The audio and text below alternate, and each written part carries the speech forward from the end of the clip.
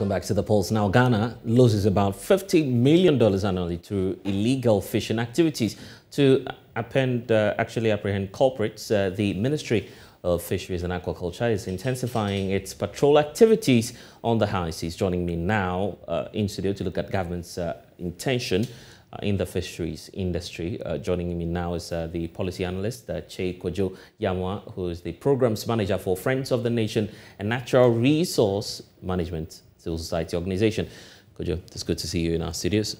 Yes. Let's talk about the efforts now. First of all, what's your assessment of the national plan and policies we have so far on the high seas, and how do we need to improve that? Yes, on the scale of 100, we are not doing so bad. When we look at the national policies and the framework, I'm talking about the legislative framework for fisheries. We are doing around 90%, that is good. There are a couple of areas that needs that we work on it, we review them to reflect the national and global and international trends. What it is that the main issue has got to do with the implementation. And that is where there are a couple of challenges. And we know that one is that the issue of commitment in quotes on the part of government has not been adequate. And that has been over 3 decades, about 30 years, government has not been too adequately committed to addressing the issue. When I say commitment, what do I mean? I mean that the resources that is needed to implement the fisheries laws are not adequately provided. For you, and sorry for cutting through, but for you, what's paramount in fixing things and making things right? Because obviously you're not enthused about the way we're going with our implementation. So what's the problem there, and how do we fix it? Yes, importantly, there must be the resources, and that's why we are very happy that the minister at the conference had indicated that the government is committed in providing vessels. That is very important. You need to provide capacity for surveillance, capacity for enforcement. You need to be out there on the sea because the sea is wide and big. So that is an important thing. Then also, you need to ensure that the enforcement officers have the required competence and then the skills, and then they have the knowledge as well. Because when they see an illegality, they must be able to know that this is an illegality, and then what evidence do we need to gather. Beside that, importantly, the prosecutorial process is very important.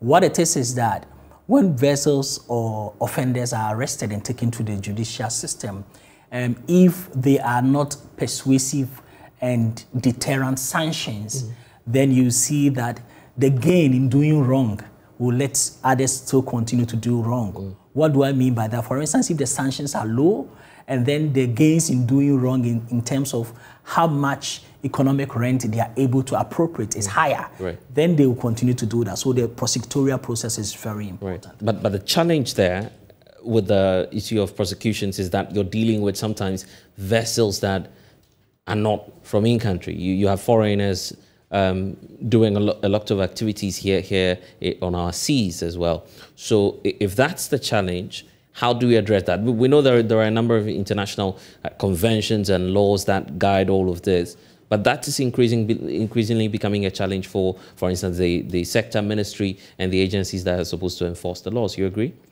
Yes. However, the fisheries laws is good in that regard. What it is, you think it's sufficient? Yes. What it is that for the fishing trawlers, no foreigner is supposed to own that. So it has to be a partnership with a Ghanaian owning. So there is a Ghanaian, sort of partner to that. So that makes prosecutorial issues quite easy if we want to go strictly by the law. Yeah, but you agree that it's not all the vessels that belong to someone who's from the country. There are foreigners who are even doing bigger fishing activities, and I'm using that term loosely, as compared to these trawlers that you're referring to, isn't it? Yes, these trawlers are also the industrial trawlers. So these are also bigger fishing vessels. So it's good that the law, fisheries law, provides that you must have a Ghanaian partner in this, and that is very important. However, we have an amended Fisheries Act 880 that says that the minimum fine for these vessels when they are engaged in illegal fishing, which we call illegal or reported unregulated fishing, must be a minimum of $1 million US. And it's been difficult to apply that section of the law for a lot of the vessels. However, if there is a will, there will be the way. So we believe that there is no use having a law if we cannot implement it to the latter. So we are advocating, encouraging government to ensure that the laws are applied. That makes it deterrent enough. Elsewhere, there are very stricter measures in dealing with illegal, unreported, unregulated fishing, even including confiscation of a whole fishing vessels to the state and others. So we should be able to be bold enough to have some of these things, because when the fish collapses, a lot of the fisher folks along the line, and you could see that about 10% of Ghanaians are directly and indirectly engaged in the fishing. So we lose these, benefits in terms of livelihood, in terms of the economics, in terms of food security, because Ghana will also consume a lot of fish. And then when fish is also going down, it's also a national security issue. So dealing with fish, we must approach it with all the seriousness and all the commitment that is needed. You've been going to the communities as well. As a civil society organization, I'm sure that there are some key issues that are emerging from the engagements that you've been doing with these communities. Well, what's top on the list for you? Yes, importantly, the measures for close season is very important. However, dealing with the illegal fishing is top on the list. The high harvesting of juvenile fish is high on the list. If we do not arrest these and stop these or reduce this, the measures that we put in place is like taking a basket to sea to fetch water, or taking a basket to fetch water. What it is that when we continue to harvest the fish, the juvenile fish, at the rate they do, I mean the smaller fishes who have not matured, who have not spawned, who have in lay terms lay eggs, that means that we are fishing down the drain and we are not allowing the fish stock to reproduce, to replenish. That is the basic theory of sustainability of natural resources. So we must allow the resource to replenish. So that is top on the agenda. So anything that we do, we must concentrate in getting the illegal fishing, especially those that arrive in harvesting of higher levels of juvenile fish, stopped. So we would say that for us, it is no use providing support for fisher folks in terms of highly subsidized premix. We should rather be looking at removing all the illegal nets that is contributing to harvesting the juvenile fishes, and then having a proper replacement scheme in place.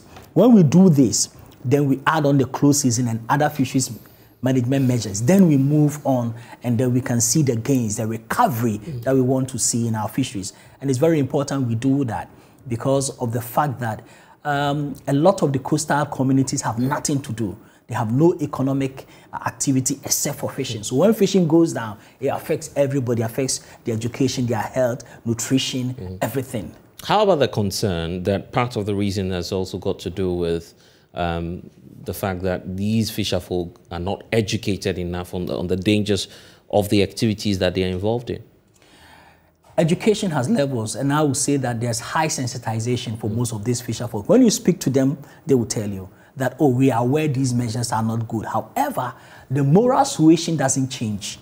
We need the enforcement to be in place because we have done a lot of education to the extent that section of fishermen say we have stopped this illegal fishing, and their brothers will continue to use those illegal fishing and have some gains. So why would they stop and stay and be hungry? So they have to join in. So what is very important is that there's need for a commensurate enforcement mechanism that is sustainable to also ensure that people do the right thing. So the voluntary compliance is good. The moral suasion that don't do this is good. However, without a commensurate enforcement mechanism, it makes it difficult even for those who want to comply to continue to comply. So that is why the commitment, the political will to conduct these enforcement must come in. However, we have seen that there have been elements of political negative influence and interferences in enforcement, where arrests are made and you hear some interferences from political act. So those must also be dealt with so that everybody who is caught or anybody who is caught knows that they will face the full rigors of the law. But there's also this problem about light fishing. It's not necessarily new, but the concern is that the activities are increasing by the day and it's not sustainable. What's your expected advice on that? and are we able to effectively deal with the issue of light fishing? Yes, light aggregated fishing is something that is also affecting the fisheries resources. However, the issue of the enforcement has got to be an issue. There's a law banning light, so we need to enforce it. And we need to ensure that there is a sustainable mechanism of doing this. If we want to do it, it's very, very easy to do. The fact is that everybody taking light aggregating device to sea start from the land. So when there is mechanism to inspect along the landing sites and then also check at sea, both of these would help address the issue of taking some of these things to sea. So the issue is about a commitment. The strategies are there to apply, and we can easily do that. What is most important is that some of our fisher folks, they go just close to Ivory Coast, and then when they fish there, they do not carry all these illegal fishing gears there. Why? Because the laws are stricter. So our counterparts are doing quite well in terms of enforcing the law as compared to us. Yes, and interestingly, 95% of the fisher folks there are Ghanaians, and they are applying with the law there. So it's not about the fisher folks being recalcitrant. It's about the laws being weakly enforced and giving room for fishers to do what they do. So that is why we need to look at that. It's very important that we put in place a sustainable mechanism to do so. Unfortunately for us, we have a fisheries enforcement unit who are ready, very committed. We have the Marine Police who are ready, very committed. We need to support them. We need to resource them. And then we need a political backing for them to do their work without any interference. When that happens, we'll all be happy. The fish we have on our food will be there. And then we can all, embrace ourselves that we have done something greater. I'm grateful, Che Kojo Yeboah, for joining us here on The Pulse.